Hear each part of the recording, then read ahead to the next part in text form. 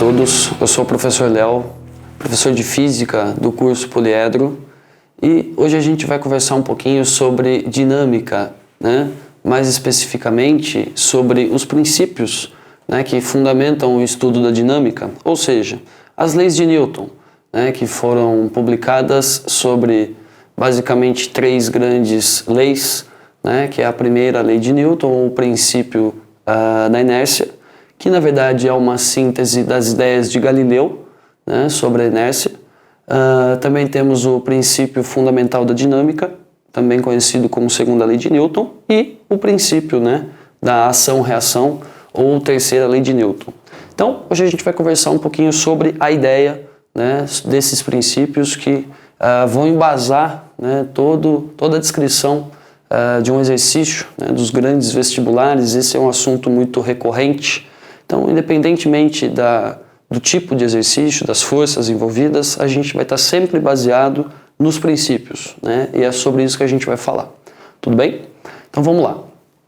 Começando com o princípio da inércia.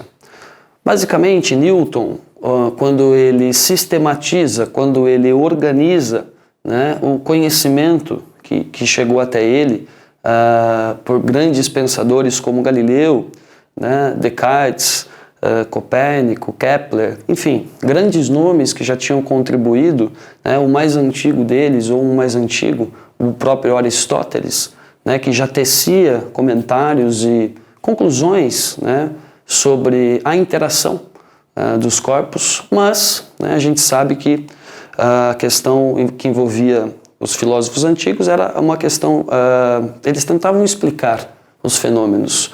Galileu, né, foi o primeiro que defendeu que um cientista deveria apenas descrever os fenômenos, e ele é, na verdade, o pai, o autor da primeira lei de Newton, ou as ideias, né, que embasaram Newton, que é o princípio da inércia.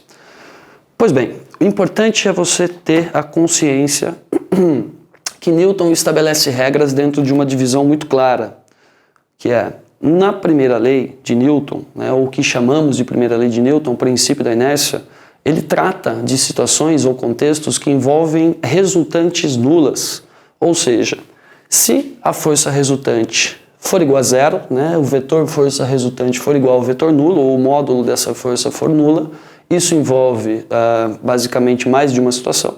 Pode ser que não haja força agindo no sistema, ou N forças que se equilibram vetorialmente, gerando a resultante nula. Então, a primeira lei é baseada nesse contexto, onde não há resultante, essa resultante é nula. Temos que a velocidade, e esse vetor é uma grandeza estudada pela cinemática, que estuda a geometria dos movimentos, esse vetor velocidade deve ser constante. Essa condição, essa parte, né, do processo, nós chamamos de equilíbrio.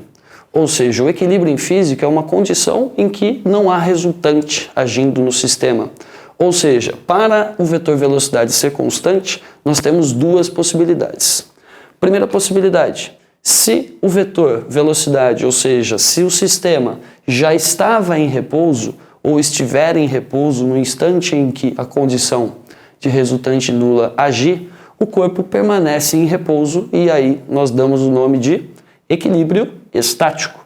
Ou seja, algo que um engenheiro civil, por exemplo, né, deve controlar muito bem nos seus projetos é o repouso, né, amarrar as forças, como dizem, né, para que não haja, evidentemente, movimentos. Perfeito?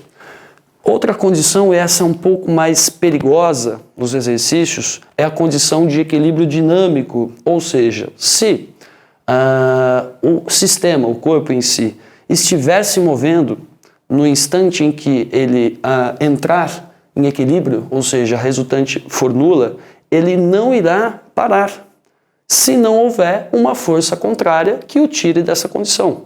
Ou seja, nesse caso, nós temos um regime de movimento retilíneo e uniforme, que é o único movimento, né, na cinemática que mantém o vetor velocidade constante. Cuidado, se o movimento for circular e uniforme, o módulo do vetor é constante, mas a direção não é. Tudo bem? Então, essa é a primeira lei de Newton, que nos diz algo sobre situações de resultante nula. Tudo bem? Passando, a gente vem para o princípio fundamental da dinâmica, que é a situação oposta. Ou seja, aqui Newton intui, né, considera a existência de força resultante, ou seja, um bloco qualquer com massa m, né, sendo aqui aplicado a ele uma força resultante ou uma resultante de forças, ok? E isso gera no bloco uma aceleração em relação a um referencial inercial, por exemplo, o solo, o planeta em questão. Ou seja, Newton nos diz que essa resultante, o vetor força resultante, é igual ao produto da massa vezes a aceleração. O principal nesse momento é você lembrar, né, que isso, por ser um produto de escalar por vetor, o vetor força resultante e o vetor aceleração sempre terão a mesma orientação, ok? Lembre-se disso, tudo bem? Por fim, o princípio da ação-reação, entre aspas, né, é uma mensagem que Newton nos traz, né, que pode ser tratada, em outras palavras, como a seguinte frase: uma força nunca age sozinha, ou seja, forças agem aos pares, porque são produtos de interação entre corpos, não é isso? Ou seja, a terceira lei de Newton, ou o princípio da ação e reação, tenta nos explicar como o par ação-reação, né, de que ele consiste, as suas características básicas. Então, na lousa, um sistema eletrostático simples com duas cargas, né, pontiformes, A e B, posicionadas a uma distância D, como elas têm mesmo sinal, né, sinal positivo no caso do exemplo, há uma força de repulsão, ou seja, o vetor força que B faz em A e o vetor força que A faz em B.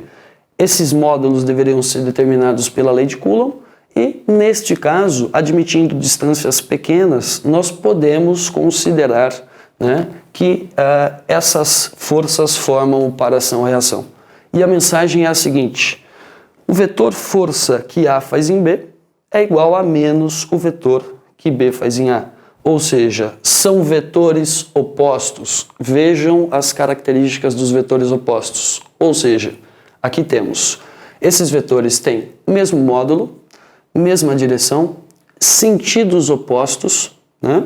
São simultâneos, ou seja, o princípio da ação-reação pode ser um termo perigoso, certo? Deveria ser ação-ação, ok? Eles têm mesma natureza, né? Ação de campo, reação de campo, ação de contato, reação de contato. E são aplicados em corpos distintos, por isso não devem se anular. Tudo bem? É isso, gente. Um abraço a todos. Até mais.